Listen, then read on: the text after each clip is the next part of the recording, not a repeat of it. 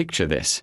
You pull into a Costco parking lot on a crowded Saturday afternoon, and beside you backs in a brand new pickup truck. Crew cab. Blacked out grille. Fresh paint reflecting sunlight everywhere. Chrome so shiny it almost hurts your eyes. The driver steps out wearing a company polo from the HVAC business he works for. There's a lunchbox on the passenger seat. A kid's car seat in the back. He opens the truck bed and loads in a case of bottled water and a giant pack of toilet paper. That's it. That's what the truck carried today. And somehow, that truck costs more than his parents probably paid for their first house. Today we are talking about something the car industry hopes nobody really thinks about. Who can actually afford a $50,000 truck in 2026? Not who gets approved. Not who the dealership says qualifies. Who can truly afford it without damaging their financial future. Because here's the reality most people avoid saying out loud. A few years ago, $50,000 bought you an amazing truck. Today, it barely gets you started. The average price of a brand new full-size pickup in 2026 is now around $66,000. That's average, meaning a $50,000 truck is basically the budget-friendly version. No luxury upgrades. No crazy features. No fancy packages. Just the trim level the salesperson calls the smart choice. A Ford F-150 XLT, around $48,500. Chevy Silverado LT, roughly $47,900. Ram 1500 Bighorn, about $47,500. And once taxes, fees, registration, and dealership add-ons appear, you're already past $50,000, which means the average American household is expected to spend over half their yearly income on ONE vehicle. And within 5 years, that truck could lose half its value. The truth is trucks quietly became luxury items disguised as work vehicles. They're marketed like symbols of hardworking everyday people, but priced like premium lifestyle products. Now let's talk about how people are actually paying for these trucks.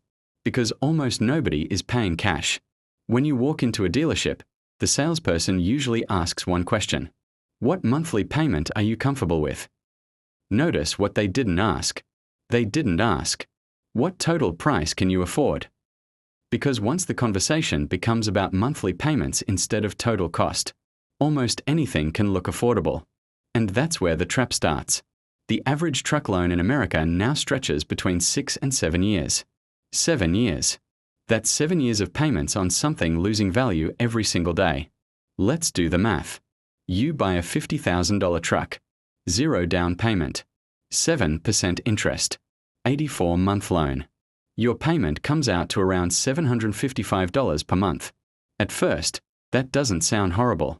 But over the full loan, you'll pay more than $63,000 total. Over $13,000 in interest alone.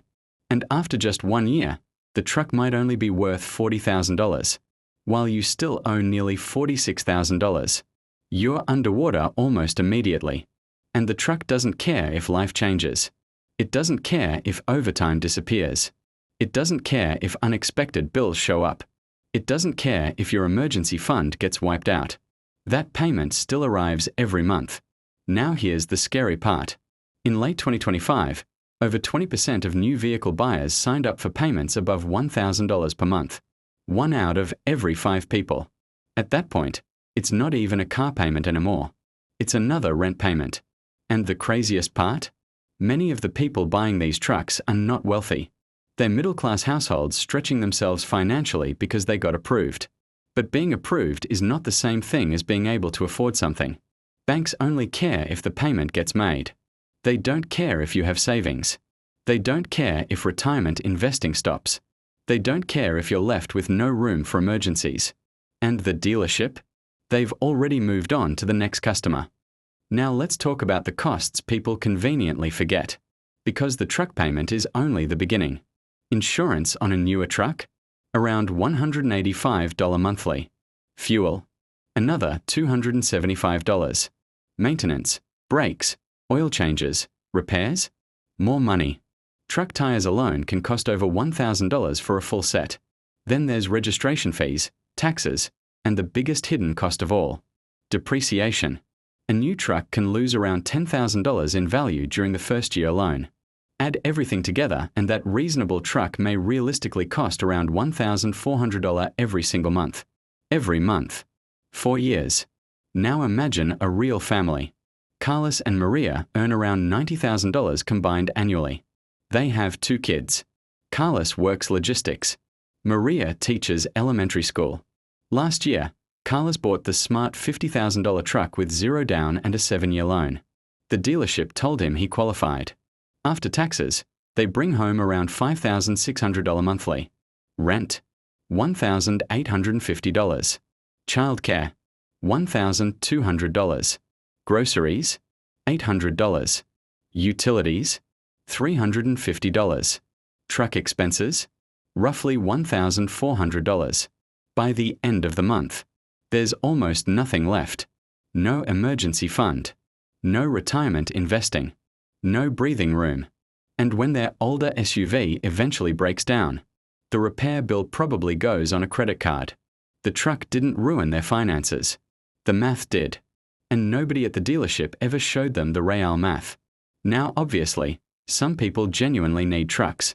If you tow heavy equipment, haul materials daily, or run a business from it, that's different. But most truck owners? They rarely tow, rarely haul, rarely use the truck bed at all. For many people, modern pickups are basically very expensive grocery getters, which is why trucks stopped being just transportation. They became identity. They represent toughness, capability, outdoor lifestyle, hardworking values, even if your actual life mostly involves office commutes and parking lots. And honestly, there's nothing wrong with wanting a vehicle that feels meaningful. A truck says something about you. It signals strength, capability, adventure, hard work. The problem starts when the image becomes so expensive that it quietly damages your future. Because most people never calculate the real cost of ownership. Here's an example. Imagine instead of buying the $50,000 truck, you bought a reliable used car for around $20,000. Something practical, reliable, fuel efficient. Maybe a 5-year-old Toyota Camry. The total monthly ownership cost for that car might be around $700 monthly instead of $1,400. That's a difference of $700 every single month. Now imagine investing that extra $700 into a simple S&P 500 index fund over 30 years. Historically, the market has averaged around 8% annually over long periods. That $700 monthly investment could grow into over $1 million. $1 million. That's the hidden cost nobody talks about. Because the truck payment itself isn't the real expense. The real expense is the opportunity cost. Every dollar tied up in oversized vehicle payments is money that can't grow somewhere else. And the system encourages this behavior because almost everybody profits from it except the buyer. The dealership profits. The bank profits. Insurance companies profit. Manufacturers profit. Gas stations profit. Meanwhile, the owner absorbs the depreciation and financial stress. Now let's answer the real question. Who can genuinely afford a $50,000 truck in 2026? Using traditional financial rules, putting 20% down, financing for no more than 4 years, and keeping transportation costs under 10% of your income, the answer is surprisingly simple. You'd likely need to earn around $150,000 per year. Not billionaire money, but definitely upper middle class income with stable finances and limited debt. Yet many truck buyers earn far less than that. They stretch payments across 7 years, put little or nothing down, and devote huge portions of their income to a vehicle. Why? Because society normalized it. Commercials normalized it. Friends normalized it. Dealerships normalized it. But something being common doesn't automatically make it financially smart. Before buying any vehicle in 2026, there's one thing almost nobody takes time to do. The full math. Not just the monthly payment. The real math. The loan payment. Insurance. Fuel. Maintenance, repairs, tires, registration fees, depreciation, everything. Then ask yourself one honest question. Can I truly afford this? Or was I simply told I could? Because there's a huge difference between loan approval and financial stability. Banks calculate risk differently than families do. A bank may approve a loan even if it leaves you with no savings, no emergency fund, and no room to breathe financially. As long as the payment gets made, they're satisfied. That's why modern car sales focus so heavily on monthly payments. Because once buyers stop thinking about total cost, almost any vehicle starts looking reasonable. And in today's market, trucks are no longer just transportation. Their identity sold through financing. Every commercial, every showroom, every sales pitch. It's all designed to make the vehicle feel emotionally necessary. The rugged lifestyle, the freedom, the image. But if you genuinely need a truck for work, towing, hauling, or business purposes, then buy it with full awareness of what it will cost. At least you're using it for what it was built to do. But if you don't truly need one, the smartest financial move might simply be saying no. No to the oversized payment. No to 7 years of debt.